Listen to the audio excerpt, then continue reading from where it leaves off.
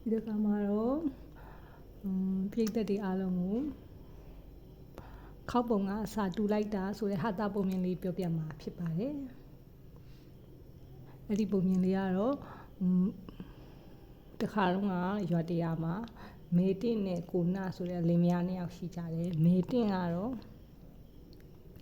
လေဝဲရှိပေမဲ့ကိုနာကတော့တော်တော်လေးကိုယူလွန်အလွန်နဲ့ကိုနာလူဖြစ်တယ်ပေါ့နော်အဲ့ဒီကိုနာကသူ့ရွာမှာပဲနေတယ်သူ့ရွာနေဘဲမှလည်းမသွားဘူးဘာမှလည်းဟိုတခြားဝေးလန်နေလည်းမသွားဘူးသူကအိမ်နဲ့အလုပ်သူ့ရဲ့ဟိုတောင်ရအလုံးနဲ့အိမ်နဲ့တောင်ရအလုံးနဲ့အိမ်နဲ့ပဲအဲ့လိုမျိုးပေါ့နော်နေတယ်ဒီတော့ကိုနာလွန်းလို့မင်းတင်းတို့မှာစီးပွားရေးအဖြစ်ထွန်းသလောက်ဟိုမဖြစ်ထွန်းဘူးပေါ့နော်ဟိုဖြစ်ထွန်းရမလောက်မဖြစ်ထွန်းဘူးကိုနာ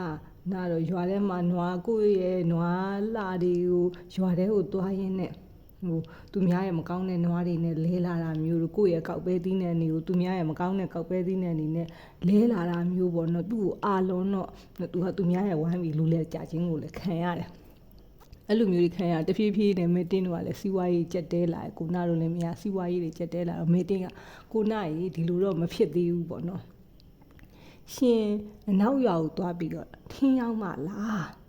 ကိုနာကိုမေတင်းကခိုင်းနေအဲ့ကျကိုနာကမေတင်းကိုပြန်ပြီးဟာငါမအနောက်ရွာမသိတာအနောက်ရွာဆိုတာဘယ်နှမ်းမှန်းလည်းမသိကိုနာဘဲမှလည်းမရောက်ဘူးတော့မလီအနောက်ရွာဆိုတာကဒီကျုပ်တို့ရွာလဲလန်းကြီးကနေနောက်ထဲကိုသွားလိုက်လို့ရှင်တက်သွားလိုက်လို့ရှင်အဲ့ဒီရွာကိုရောက်မှာပဲဟာအဲ့ဒီရွာဘလို့ဟာကြီးတော့သူကဟိုလူဆိုတာအိမ်ဆိုတာလေသူ့ရွာတွေကဟာပဲမျိုးသူ့ရွာတွေကနေပြီးသူကဘယ်မှမသွားဘူးအဲ့နဲ့မေတင်းကသူ့ကိုမြင်လာမလီလူတွေဆိုတာလဲကျုပ်တို့အတိုင်းပဲအိမ်ကြီးဆိုတာလဲကျုပ်တို့ရွာကလူပဲကိုနာရဲ့ဟိုသူ့ယောက်ျားကိုသွားဟုတ်ရတော့ပုံပမာပြောပြတာပေါ့နော်လူတွေဆိုတာလဲဒီရွာကလူတွေလိုပဲဘာမှထူးမခြားနာဘူးအိမ်တွေကလည်းဒီရွာကအိမ်တွေလိုပဲဘာမှထူးမခြားနာဘူးဒီလိုပဲပေါ့နော်အစာဦးတွေဆိုတာလဲထူးမခြားနာတွေပေါ့နော်လူတွေဆိုတာလဲပုံစံတွေကဒီလိုပဲဟိုခေါင်းရဲ့လက်ရဲ့မျက်လုံးပါးစပ်ခြေထောက်အဲ့လိုမျိုးပါတဲ့လူတွေပဲမဲတင်ကကိုနောက်အဲ့လိုရှင်းပြရှင်းမသွားထက်ရင်ကျုပ်ကရွာနောက်ထိလိုက်ပို့လိုက်မယ်အဲ့ဒီရွာနောက်လဲလန်းချောင်းကနေပြီးတော့ရှင်အနောက်ကိုတက်သွားလိုက်ပြီးဆိုလို့ရှိရင်ဟိုအဲ့ဒီရွာကိုရောက်မှာပဲအဲ့ကြတော့ဟာငါမသွားတတ်ဘူးပေါ့နော်ကိုနာကလည်းအဲ့တိုင်းပြောတော့မေတင်းကနေပြီးတော့အဲ့ဒါဆိုရင်ရှင်ရဲ့ဟိုထင်းစည်းနှစ်စီးရဲ့ထင်းရဲ့ထိုးထိတ်မှာကျမအဝိစာအနီလေးချိတ်ပေးလိုက်မယ်အဲ့ဒီအဝိစာအနီလေးကိုကြွယ်ကြည့်ပြီးတော့ဒါရှင်တက်တာသွားတော့ဆိုအနောက်ရွာကိုရောက်မှာပဲပေါ့နော်အဲ့လိုမျိုးကိုနာကိုမေတင်းကအဲ့လိုပြောပြီးတော့အဲ့လိုပဲမေတင်းကကိုနာကို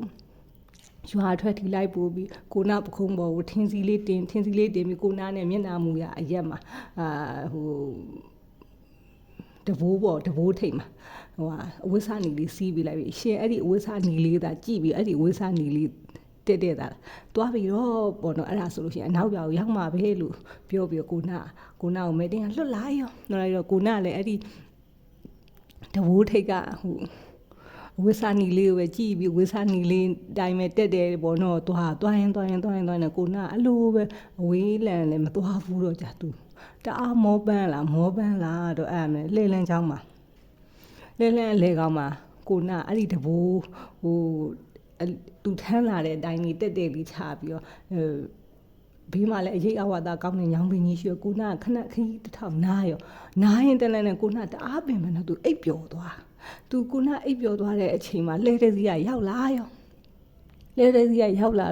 ဟိုလဲလန်းချောင်းပေါ်မှာသူထင်းထဘိုးကြီးချထားတော့ဟိုထင်းစီချထားတော့လဲရသွားလို့မရတော့ကိုနာအောင်ဟေးလူနဲ့လဲဘွားလူကလည်းနှိုးလို့မရကိုနာတအားပင်မှန်တော့သူတအားအိမ်မောကြနေတော့နှိုးလို့မရဘူးနှိုးလို့မရတာနဲ့ကဲနှိုးလို့တော့မဖြစ်ဘူးဆိုသူကကိုနာရဲ့ထင်းစည်းနဲ့ထဘိုးကိုသူကလမ်းဘေးကိုရွှေ့တာကသူကထင်းစည်းကိုရွှေ့လိုက်တော့ထင်းစည်းရဲ့အဲ့ဒီအဝိစာအနီလေးကအနောက်ကိုညွန်ပြထားတဲ့အဝိစာအနီလေးကသူကထင်းစည်းရွှေ့လိုက်တော့ထင်းစည်းကိုလှည့်လိုက်တော့ရှေ့ဘက်ကိုရောက်သွားရောရှေ့ဘက်ကိုရောက်သွားပြီးတော့သူကလည်းသတိမမူဘူးပေါ့နော်ဒီတိုင်းပဲရွှေ့ထားခဲ့သူကလည်းသူဆက်မောင်းသွားပြီးအဲ့လိုနဲ့တအောင်လောက်ကြောကိုနာနိုး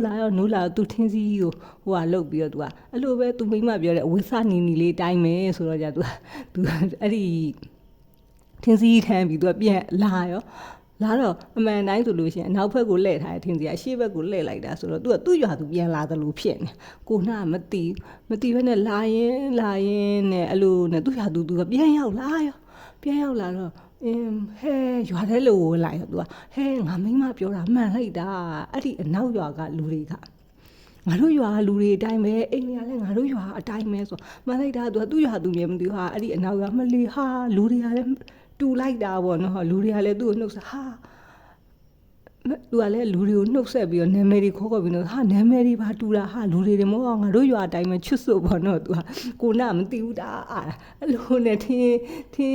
ကိုရွာကိုထင်းပြန်ရောက်လာဆိုရွာထဲမှာလည်းသူ့ထင်းဝယ်မဲ့သူကမရှိဘူးအဲ့လိုနဲ့တဖြည်းဖြည်းနဲ့သူ့အိမ်ရှိကိုရောက်လာသူ့အိမ်မြန်ဟာတူလိုက်တာငါအိမ်နဲ့ပေါ့နော်မိမပြောတဲ့အတိုင်းပဲဒီအိမ်ကငါအိမ်နဲ့တူလိုက်တာပေါ့နော်သူကကြည့်နေတော့ရှိတယ်ကြည့်ပြီးတော့ထင်းတယ်ပြောထင်းယူမလားနဲ့တော့သူမိမမဲ့တင်းကလည်းဟာအိမ်ထဲကနေကိုနာအတန်နဲ့တူလိုက်တာငါတို့ရွာကိုထင်းရောက်မဲ့သူမရှိအောင်ဒါကိုနာအတန်နဲ့တူလိုက်တာသူကထွက်ကြည့်လိုက်တော့သူ့ယောက်ျားဖြစ်နေရောယောက်ျားဖြစ်နေအဲ့ကိုနာကလည်းထွက်လာတဲ့မဲ့တင်းကိုကြည့်ပြီးတော့ဟာတူလိုက်တာငါမိမနဲ့ပေါ့နော်ငါမိမပြောတော်တော်မှန်တာပဲတော်တော်ကိုတူတာပဲပေါ့နော်အဲ့လိုမျိုးဖြစ်နေတဲ့အချိန်မှာမဲ့တင်းကစိတ်တီတိုးနေပြီးသူသေးချာညွန်ပြပြီးလွတ်လိုက်ရဲ့နဲ့ရွာကိုပြန်ရောက်လာတယ်ပြီးတော့သူ့ကိုလည်းကြောင်းကြည့်နေဆိုပြီး